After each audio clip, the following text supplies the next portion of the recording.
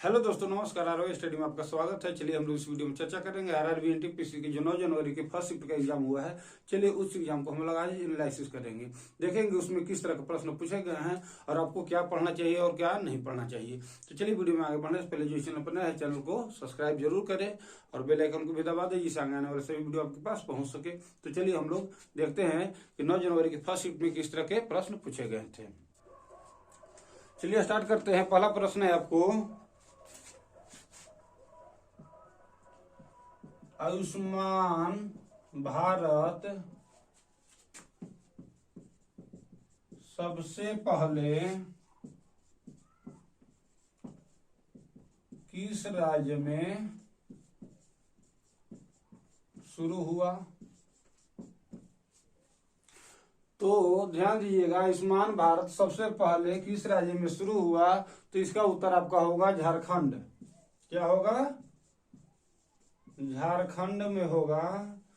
आयुष्मान भारत सबसे पहले झारखंड में शुरू हुआ था और यह 2018 में शुरू हुआ था। चलिए दूसरा प्रश्न है कि भारत में किस नदी स्रोत से सबसे ज्यादा पानी आता है? प्रश्न है, भारत में किस नदी स्रोत से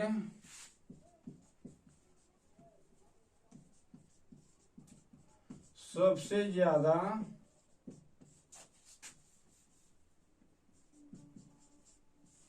पानी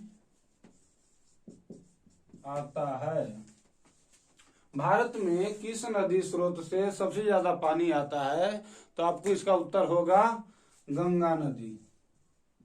गंगा नदी से भारत में जितनी भी नदियां हैं उनमें से सबसे ज्यादा पानी किस में आता है? गंगा से। यह आपका दूसरा प्रश्न हुआ। चलिए अगला प्रश्न हम लोग देखते हैं कि अगला प्रश्न कौन सा आया हुआ है। तो आपका अगला प्रश्न है 45वां G7 शिखर सम्मेलन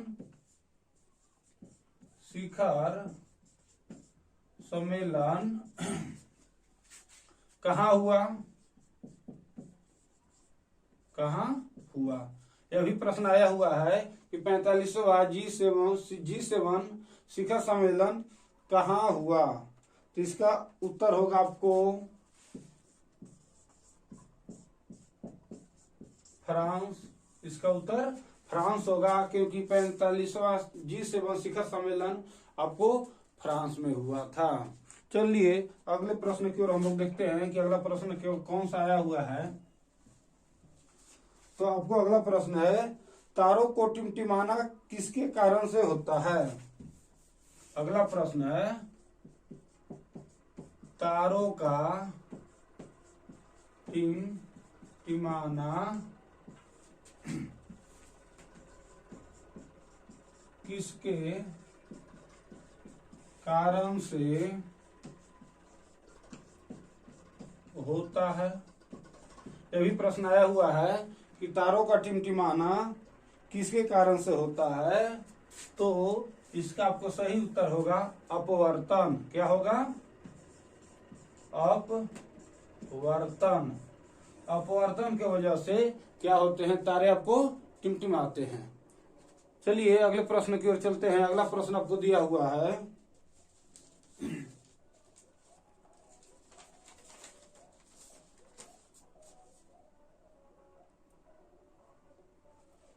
यह रीजनिंग का प्रश्न है, ध्यान दीजिएगा।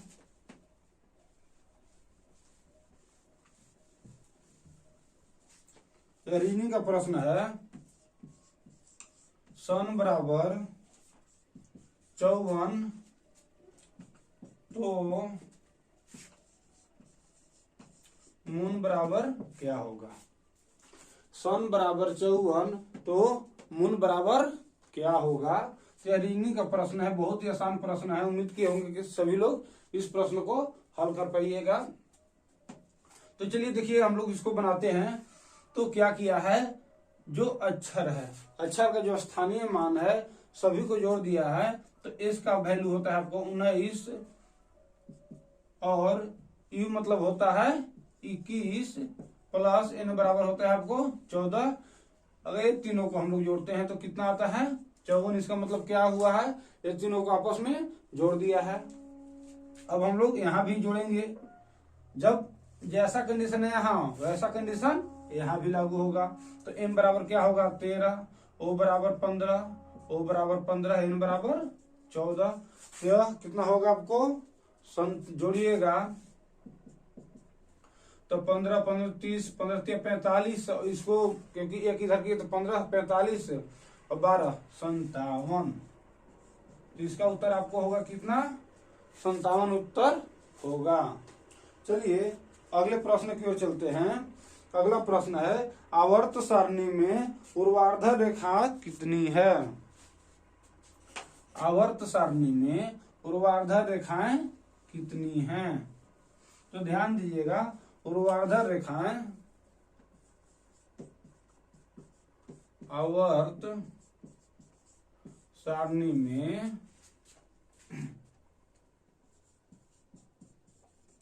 ऊर्ध्वाधर रेखा कितनी है। तो ध्यान दीजिएगा ऊर्ध्वाधर रेखा किसे कहते हैं हम लोग, जो रेखा इस तरह से रहता है उसको हम लोग क्या बोलते हैं ऊर्ध्वाधर रेखा। तो आवर्त सारणी में इस तरह की रेखाएं कितनी हैं, तो आपका उत्तर हो जाएगा 7 होगा। यह आपका उत्तर हुआ। चलिए और प्रश्न को हम लोग देखते हैं। चलिए हम लोग अगला प्रश्न को देखते हैं कि यूनेस्को का मुख्यालय कहाँ है। यह भी आपको आया हुआ प्रश्न है, यूनेस्को का मुख्यालय कहाँ है। तो ध्यान दीजिएगा जितने भी इस तरह के यूएनए होंगे या कोई भी चीज होंगे उसका मुख्यालय जो है आपको हर एक एग्जाम में 1 से 2 प्रश्न पूछा जा रहा है। तो यूनेस्को का मुख्यालय आपको कहाँ पर है, तो ध्यान दीजिएगा इसका मुख्यालय आपको पेरिस में है। यूनेस्को का मुख्यालय कहाँ है, तो पेरिस में है। चलिए अगला प्रश्न है। अगला प्रश्न पूछा है कि आईसीसी वर्ल्ड कप 2019 का फाइनल किस स्टेडियम में खेला गया। आईसीसी वर्ल्ड कप का फाइनल किस स्टेडियम में खेला गया। आईसीसी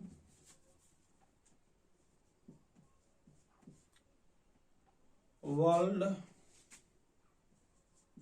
कप का फाइनल किस स्टेडियम में खेला गया। तो ध्यान दीजिएगा 2019 आईसीसी वर्ल्ड कप का फाइनल किस स्टेडियम में खेला गया। तो ध्यान दीजिएगा कि 2019 का जो वर्ल्ड कप हुआ था उसका फाइनल आपको न्यूजीलैंड और इंग्लैंड के बीच में हुआ था, जिसमें इंग्लैंड की जीत हुई थी और जो न्यूजीलैंड हार गया था। तो वह मैदान का नाम था आपको लॉर्ड्स। मैदान का क्या नाम था, लॉर्ड्स में खेला गया था, जिसमें इंग्लैंड की जीत हुई थी।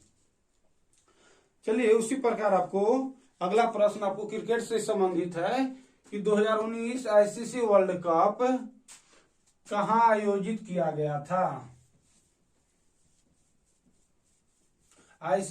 2019 आईसीसी वर्ल्ड कप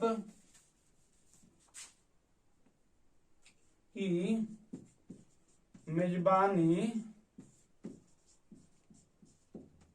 किसने की।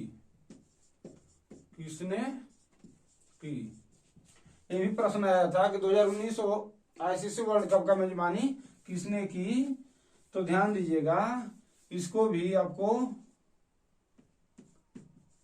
इंग्लैंड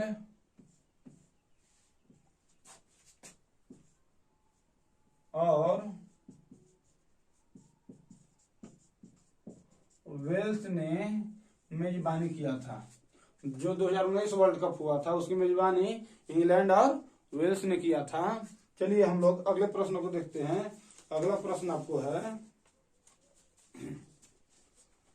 वर्तमान लोकसभा किस नंबर की है? जो वर्तमान लोकसभा है वह किस नंबर का है?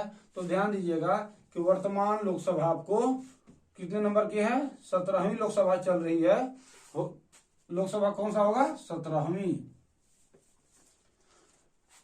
अगला प्रश्न है, किस कोशिकांग का अपना डीएनए होता है?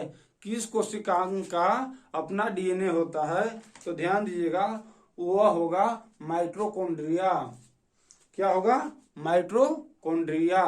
अगला प्रश्न है, लाइफ ऑफ पाई किताब के लेखक कौन है? अगला प्रश्न है, लाइफ ऑफ पाई के लेखक कौन है?